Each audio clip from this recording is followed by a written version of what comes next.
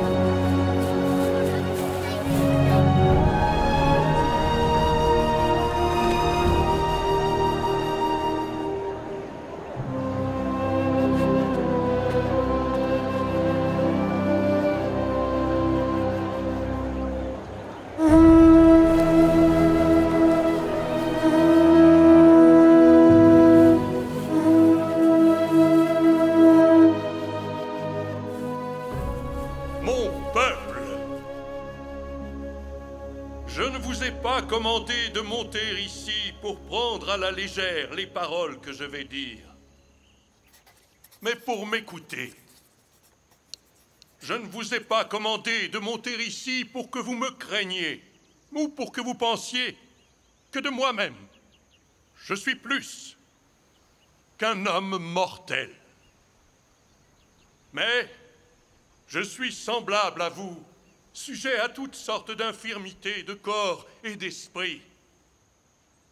Cependant, j'ai été gardé et préservé par la puissance incomparable de Dieu pour vous servir de tout le pouvoir, de tout l'esprit et de toute la force que le Seigneur m'a accordée. Mosia, je ne comprends pas. Pourquoi devons-nous travailler de la sorte? Elorum a raison. Tu es le roi. Devrais-je lever plus d'impôts sur le peuple pour que nous puissions nous reposer alors que d'autres font ce travail? Non. Moi-même, je travaille de mes mains pour servir mon peuple. Je vous dis ces choses afin que vous appreniez la sagesse.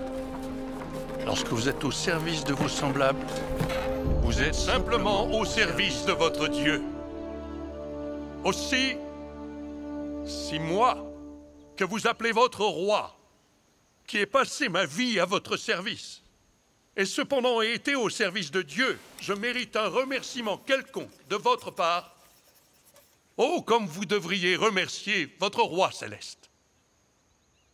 Si vous le serviez, lui qui vous a créé depuis le commencement, et vous préserve de jour en vous prêtant le souffle, je dis, si vous le serviez de votre âme tout entière, vous ne seriez encore que des serviteurs inutiles.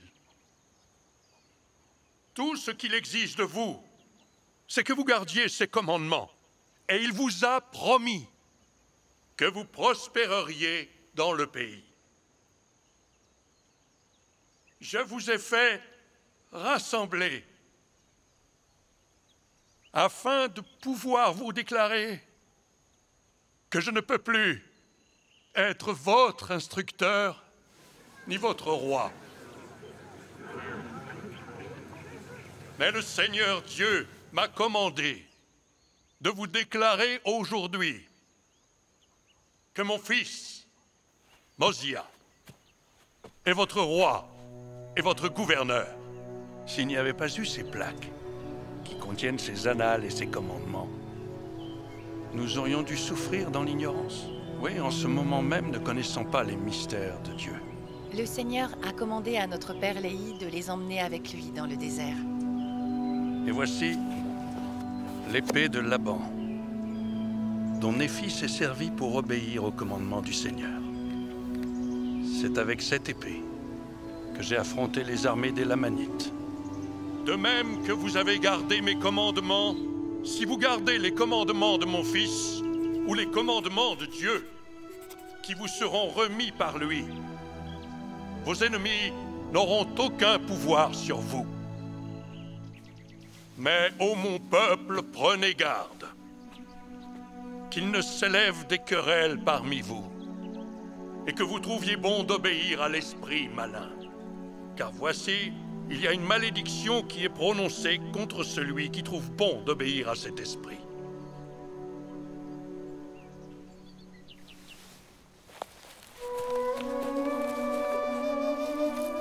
Je désirerais que vous méditiez sur l'état béni et bienheureux de ceux qui gardent les commandements de Dieu.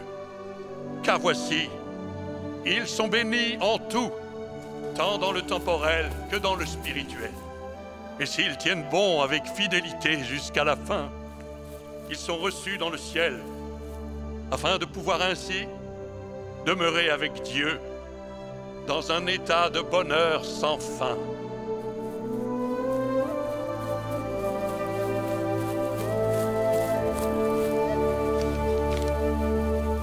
Oh, souvenez-vous que ces choses sont vraies, car le Seigneur Dieu l'a dit. Et en outre, mon peuple, j'ai encore à vous parler quelque peu. Voici, j'ai des choses à vous dire sur ce qui va arriver. Et les choses que je vais vous dire m'ont été révélées par un ange de Dieu. Et il m'a dit, « Éveille-toi et entends les paroles que je vais te dire. Car voici, le temps vient et n'est pas très éloigné, où le Seigneur omnipotent descendra du ciel parmi les enfants des hommes et demeurera dans un tabernacle d'argile et s'en ira parmi les hommes, accomplissant de grands miracles, tels que guérir les malades, ressusciter les morts, faire marcher les boiteux, rendre la vue aux aveugles et l'ouïe aux sourds. Et voici, il souffrira les tentations et la souffrance du corps, plus encore que l'homme ne peut en souffrir sans en mourir. Car voici, du sang lui sort de chaque pore. Si grande sera son angoisse pour la méchanceté et les abominations de son peuple. Car un enfant nous est né, un fils nous est donné, et la domination reposera sur son épaule. On l'appellera admirable, conseiller, Dieu puissant, Père éternel, Prince de la paix.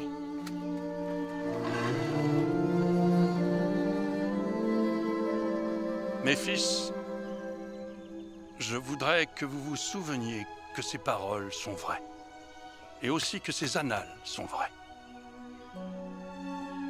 Et il sera appelé Jésus-Christ, le Fils de Dieu, le Père du ciel et de la terre, le Créateur de tout depuis le commencement. Et sa mère sera appelée Marie.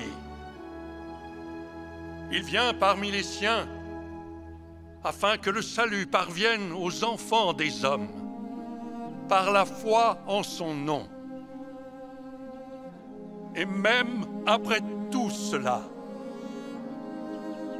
on le considérera comme un homme, et on dira qu'il a un démon, et on le flagellera, et on le crucifiera.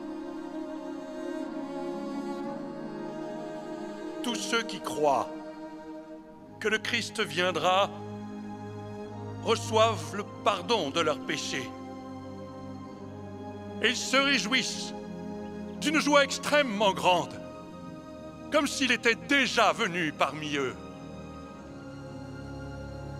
Et il n'y aura aucun autre nom donné, ni aucune autre voie, ni moyen, par lesquels le salut puisse parvenir aux enfants des hommes, si ce n'est dans et par le nom du Christ, le Seigneur omnipotent. Car l'homme naturel est ennemi de Dieu. Il est depuis la chute d'Adam, et le sera pour toujours et à jamais, à moins qu'il ne se rende aux persuasions de l'Esprit Saint, et ne se dépouille de l'homme naturel, et ne devienne un saint par l'expiation du Christ le Seigneur, et ne devienne semblable à un enfant, soumis, doux, humble, patient, plein d'amour, disposé à se soumettre à tout ce que le Seigneur juge bon de lui infliger, tout comme un enfant se soumet à son Père. Et maintenant, j'ai dit les paroles que le Seigneur Dieu m'a commandé de dire. Et elles resteront comme un témoignage éclatant contre ce peuple. Au jour du jugement, par elles il sera jugé, chaque homme, selon ses œuvres, qu'elles soient bonnes ou qu'elles soient mauvaises. Ainsi m'a commandé le Seigneur. Amen.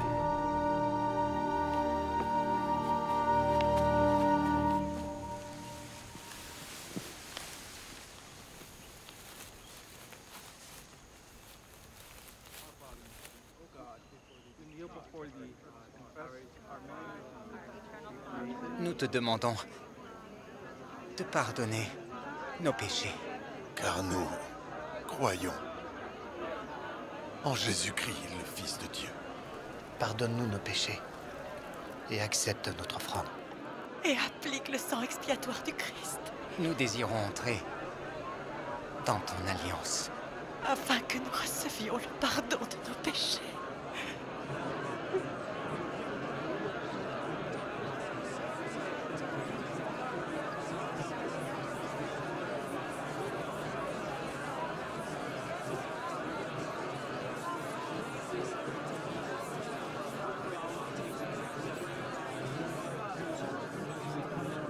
Mes amis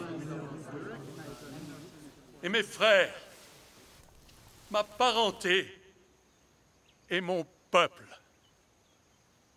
croyez en Dieu, croyez qu'il est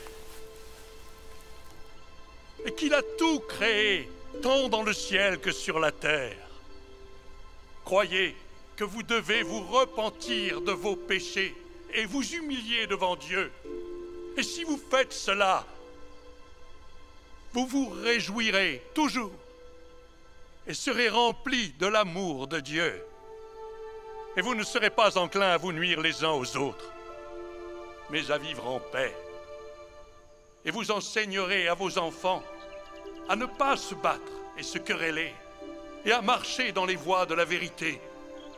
Et vous leur enseignerez à s'aimer les uns les autres et à se servir les uns les autres. Donnez de vos biens aux pauvres.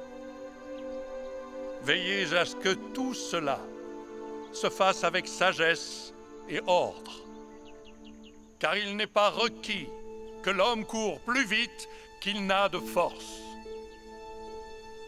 Et finalement, je ne peux pas vous dire toutes les choses par lesquelles vous pouvez commettre le péché, mais veillez à vous-même et à vos pensées, et à vos paroles, et à vos actes, et observez les commandements de Dieu, et continuez dans la foi de ce que vous avez entendu concernant la venue de notre Seigneur, jusqu'à la fin de votre vie. Amen.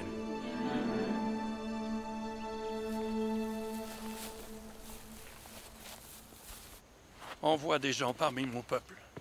Je désire savoir s'ils croient les paroles que je lui ai dites.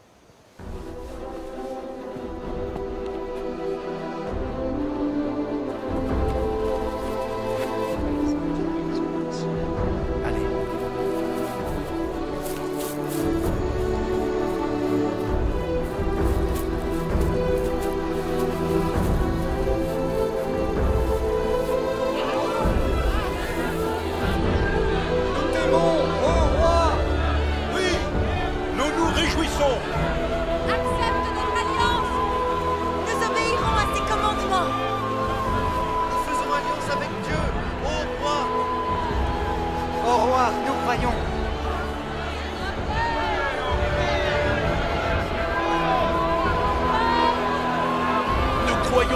paroles que tu as dites. Nous savons qu'elles sont vraies.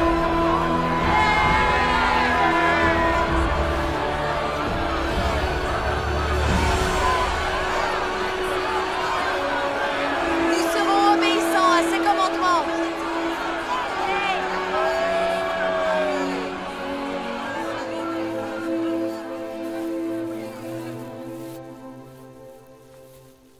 À cause de l'alliance que vous avez faite, vous serez appelés enfants du Christ, ses fils et ses filles. Car voici, aujourd'hui, il vous a engendrés spirituellement, car vous dites que votre cœur est changé par la foi en son nom. C'est pourquoi vous êtes nés de lui et êtes devenus ses fils et ses filles. C'est pourquoi je voudrais que vous preniez sur vous le nom du Christ. Souvenez-vous de toujours retenir le nom écrit dans votre cœur, afin que vous entendiez et connaissiez la voix par laquelle vous serez appelés, et aussi le nom par lequel il vous appellera.